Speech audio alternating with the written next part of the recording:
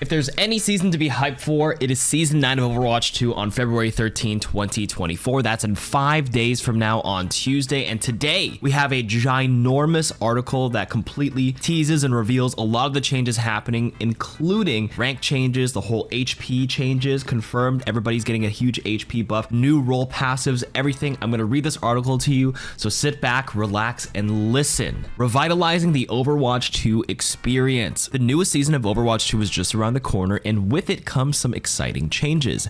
During our Overwatch 2 What's Next panel at BlizzCon 2023, we shared a sneak peek at some of the philosophy guiding many of the system changes coming this year, striving to make PvP gameplay more rewarding and fun, and providing greater transparency for players in-game. We are introducing major changes to competitive in the new season, from a new progression system to an all-new skill tier above Grandmaster, as well as major gameplay changes to combat and hero survivability. Here are some more details on Overwatch 2 Season 9 champions. A lot of people have had a lot of feedback, right, fellas, on the competitive play. So Blizzard has said, we've heard your feedback on competitive play over the last 8 seasons. We have some big updates coming that will give you the opportunity to build your skills and see how you progress through the competitive ranks.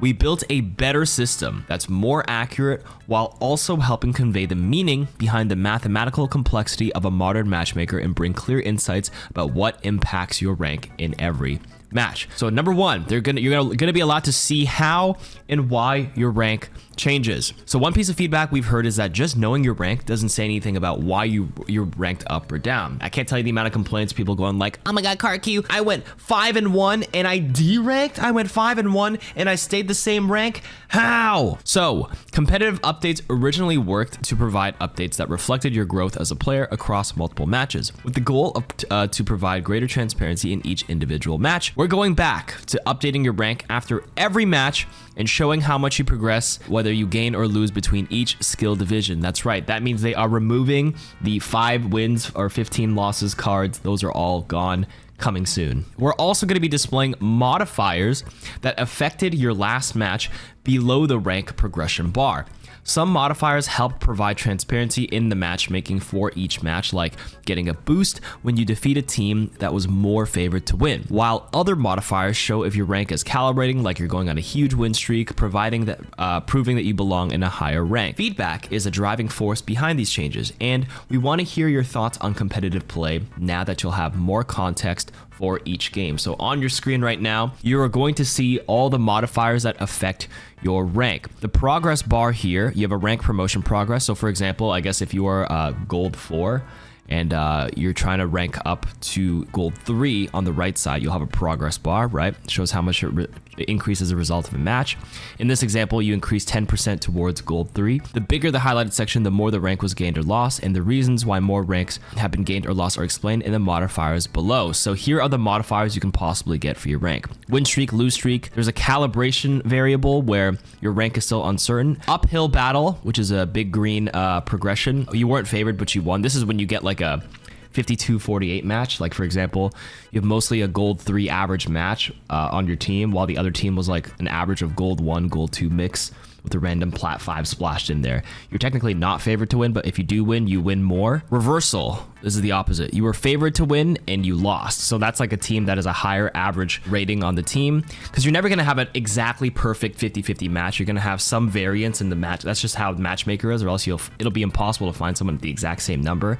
So if you were favored to win and you lost, I guess you lose a bit more. Volatile is another variable here. You lost calibration matches after ranking up. So basically, as soon as you rank up, there's a few more games to recalibrate your rank, and if you're a little volatile.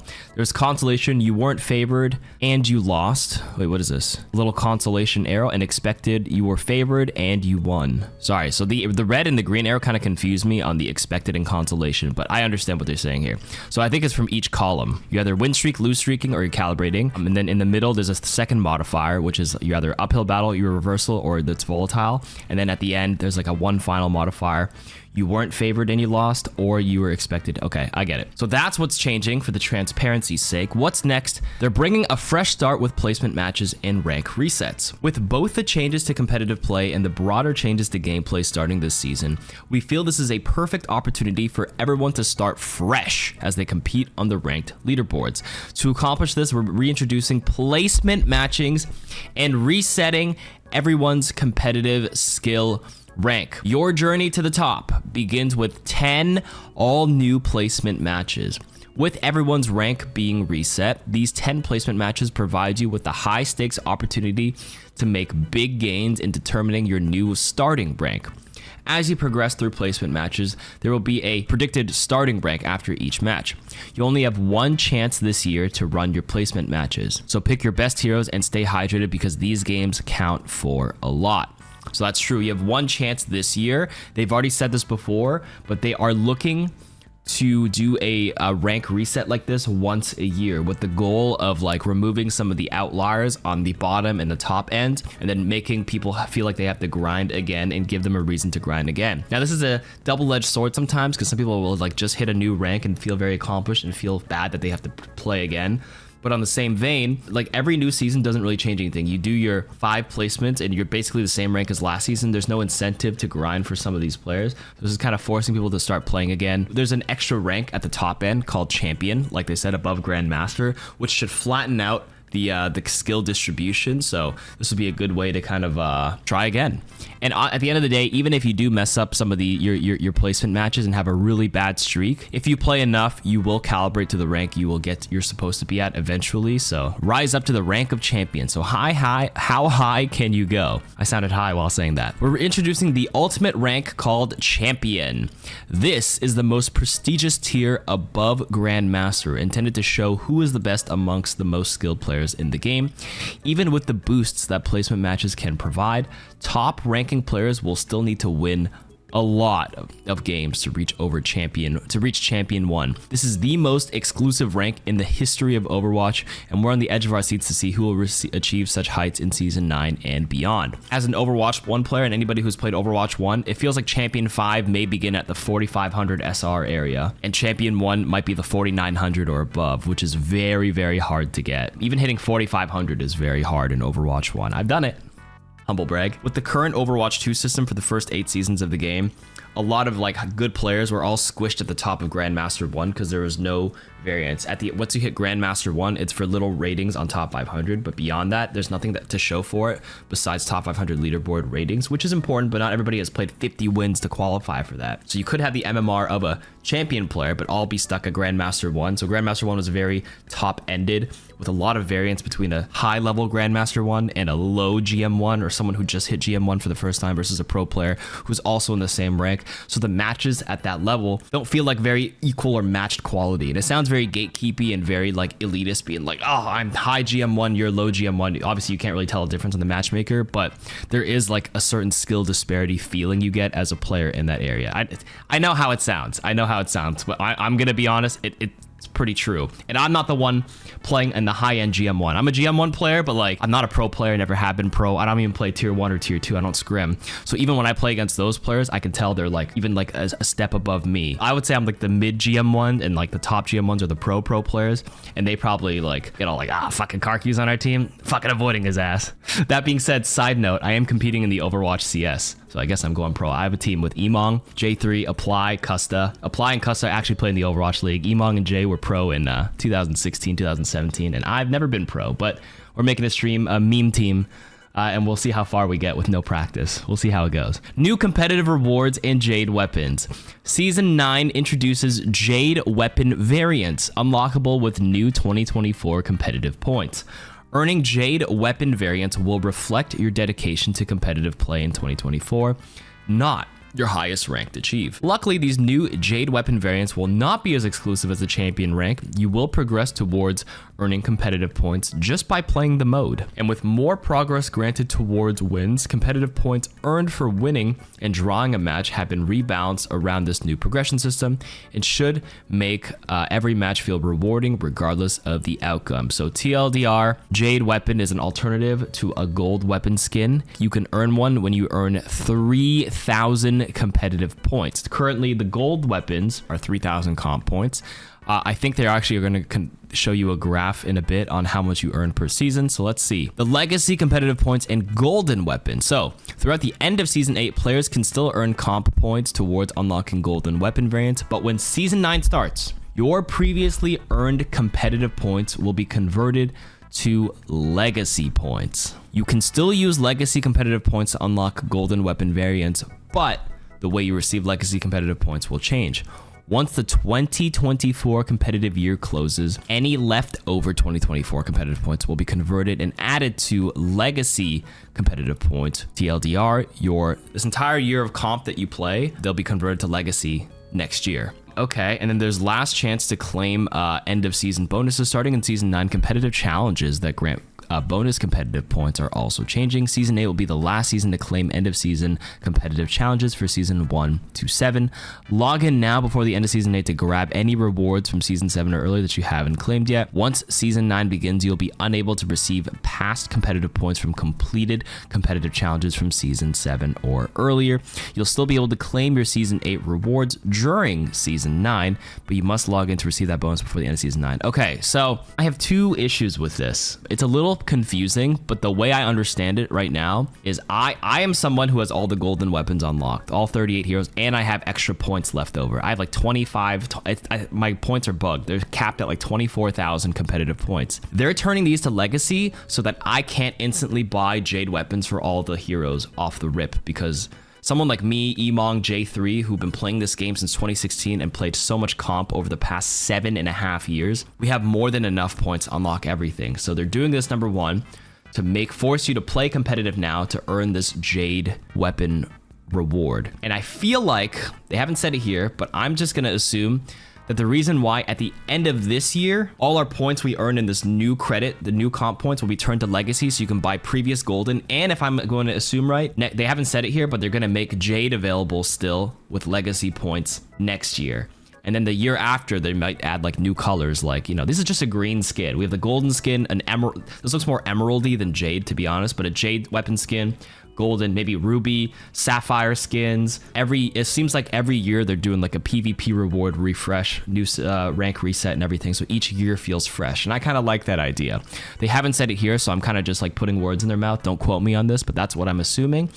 If not, it feels weird if next year, like they convert it to legacy points and I can't buy any more Jade weapons and I'm only allowed to buy golden again, because then for someone like me, it ends up like rotting away as legacy points because there's nothing for me to buy with those anymore. But that just might be like a top-ended problem and not like, you know, something that represents the majority of the players. So I get it. Introducing changes to core gameplay. So Season 9 features major changes to the fundamentals of Overwatch 2 gameplay that affect every hero. We've heard the community feedback around some gameplay pain points and developed changes to the core gameplay with these goals in mind. So, number one, you want to deliver a more consistent feel to firing and landing your shots on your opponents. Number two, they want to lessen the impact of burst damage to allow for greater counterplay. And number three, adjust where in-game healing and damage are effective to reduce stagnant team fights. All of these changes have been designed to work in combination to balance each other out, and we're excited for you to get in the game and experience them all at once. So, to tackle number one, making your shots feel more consistent. So, making your shots feel good. One of our main goals of the adjustments is to make firing your weapon and abilities feel more consistent without impacting the time to eliminate a target, without removing the overall feel of gameplay we all know and love. When examining how burst damage values have changed over time, we found that in most cases they've gone down in raw value, though that may not necessarily mean they became weaker relative to other changes. Basically, the 5v5 environment and the new heroes of Overwatch 2 certainly factor into that perspective, but it's often overlooked. The player base's average skill level, game knowledge, and pace of gameplay are relatively higher now than when the game first launched. So, projectile size changes, a ginormous infographic here. So, for hit scan projectiles with a high rate of fire or spread, like Tracer's Pulse Pistols or Reaper's Hellfire shotguns, basically shotguns and just fast rate of fire, the projectile size of each pellet is going to be increased by 0.05 meters. Now, that may not mean anything to someone who's reading this article or listening to me talk, but 0.05 in the game is a lot. It makes it so like you barely, if you aim like way off their hitbox, because those bullets are now just a little bit fatter, 0.05 meters, it's pretty hefty. It'll make things feel like you have aimbot, because like you could whiff, but like it'll still hit and it'll feel really nice. So this is actually on the low end, 0.05 for hit scan projectiles. Now for hit scan projectiles that are more precise, and probably a lower pace, or sorry, for more precise hit scan projectiles, so unlike Tracer's pulse pistols or Reaper's Hellfire shotguns, so those are high rate of fire, so precision-based stuff like Cassidy's Peacekeeper or Soldier's heavy pulse rifle, it's 0.08 meters. Number 2, it's another 0.05 meter increase for travel time projectiles that are shotguns or have a very high rate of fire, so Roadhog's Scrap Gun or Ramatra's Void Accelerator. So this is the same number, 0.05 for these two. So I think I could just bundle this together. Hit scan projectiles, high rate of fire or spread, or travel time projectiles that are shotguns or have a very high rate of fire. All of these are 0.05, 0.08 for hit scan. Now 0.1 meters for projectiles with a speed greater than 50 meters per second. So Zenyatta's Destruction Orb will make the Zen Orbs be way bigger. And it's even bigger, 0.15 meter increase for projectile for travel time projectiles with a speed equal to or less than 50 meters per second. So Pharah's rocket launcher is a slower projectile, which means the projectile will explode and hit way more for slow projectiles like Pharah's rocket launcher. So these are a lot of examples. They say very large projectiles with a base size greater than 0.5 meters have been excluded from these increases. So Orisa's Energy Javelin or Ryan's Fire Strike.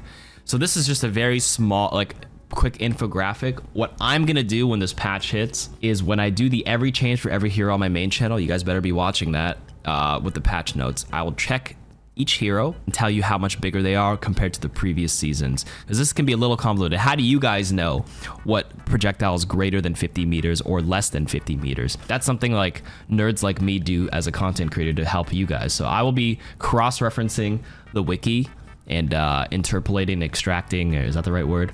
I'll cross-reference them and do my best guess estimate on how much bigger the projectile is. So when you go to my every hero change video, you can skip to your favorite hero, like Ashe. Did her gun get a lot bigger, or like a small, like not as big, like 0.05 meters more or less? All you need to know is overall the game should feel better for you, because you will be able to hit more shots. When it comes to aiming as a mechanical skill requirement, even players with excellent aim often mention how it can feel random whether a shot hits or not, due largely in part to the whip speed movement acceleration heroes have when changing directions. Combined with all the dashing, leaping, teleporting abilities, hitting your targets can be very difficult.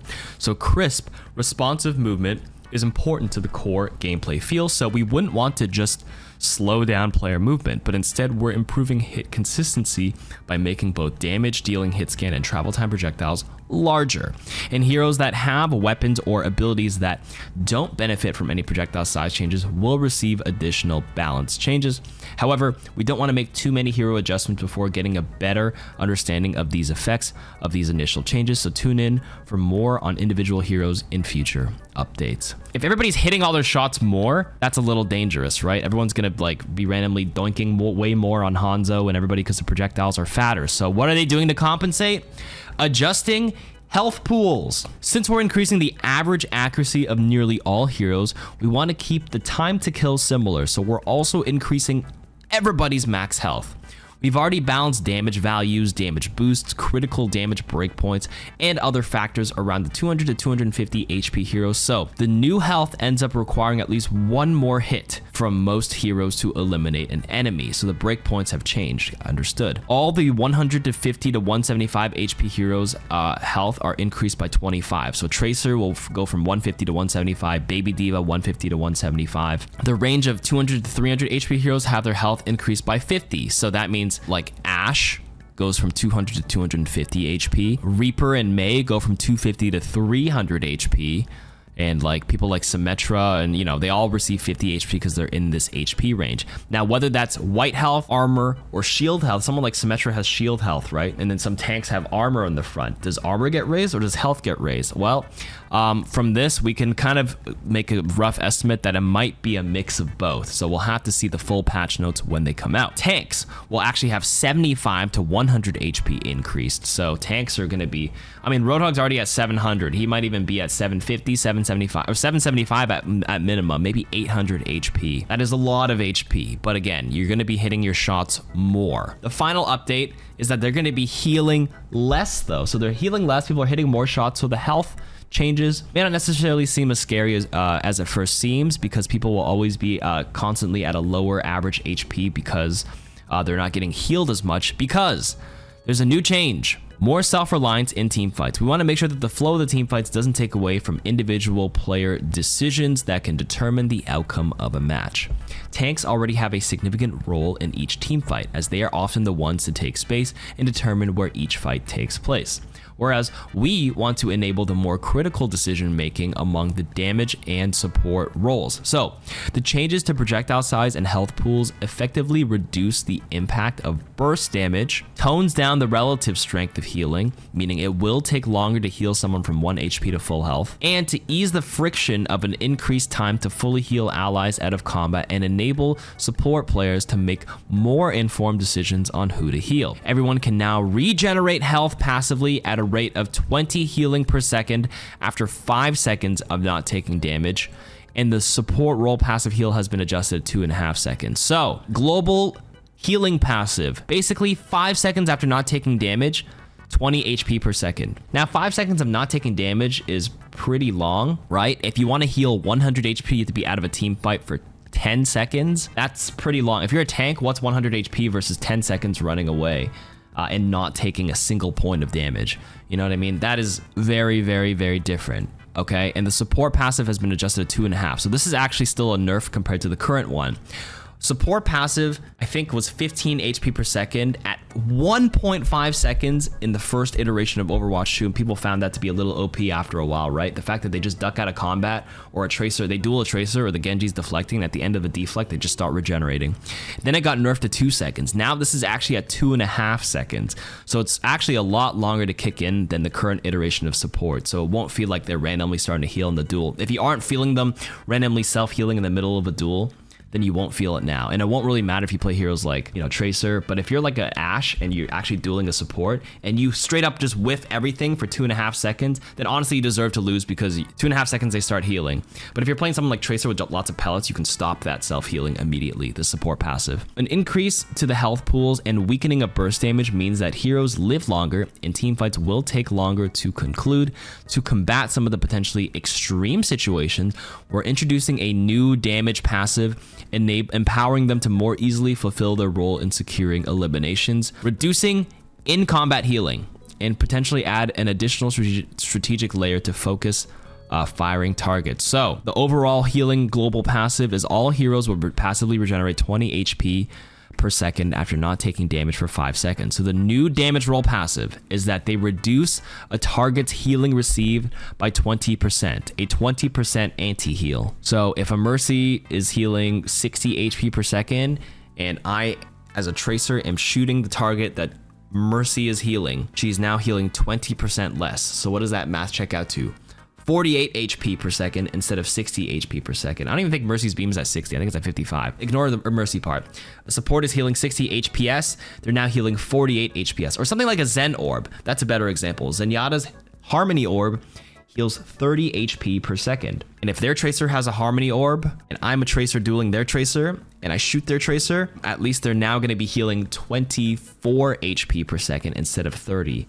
And then in a grand scheme of a team fight, having them heal 20% less, it's a pretty good role passive that actually matters for all the heroes. Some will do it better than others, like a pellet-based hero like Tracer, but someone like Hanzo may not be able to take advantage of it as much, especially if they just randomly keep whiffing storm arrows. They can hit a body shot and then whiff for 3 seconds because it's single shots, and then finally hit the reduced healing after when they land the next arrow. But at least this is better than the previous damage roll passive, right? Where it was faster reload. Heroes like Hanzo could not benefit from a reload passive at all because he doesn't reload. So that's cool for the damaged heroes. The support passive is just an improved version of the global passive, so 2.5 seconds. And then the tank roll passive will also get the health regen, 20 HP per second, but this is no change to the previous version, which is they still have less knockback received, less alt charge generated by healing and damage, and then they have more HP and roll Q game modes. and that's pretty standard. Final concluding statement is that at its core, Overwatch 2 is a competitive game, so it's important for the core systems and competitive system to be as intuitive and accessible as possible. In addition, these core system changes were introducing reworks to Farah and Junkertown as well, which we'll go into in a later blog. But for now, let us know what you think when the game launches on February 13th. Overwatch 2 Season 9 Champions. 30 minutes of me rambling and yapping, but this was a very big article with a lot of PvP change implications. Let me know if you guys are excited in the comments. I know I look a little disheveled, but I woke up, I saw the article, and I'm like, shit, I gotta get up and record this immediately. So that's what I'm doing. Hope you guys enjoyed the little yap sesh. Leave your comments on what you guys think, and see you guys next week for the new season.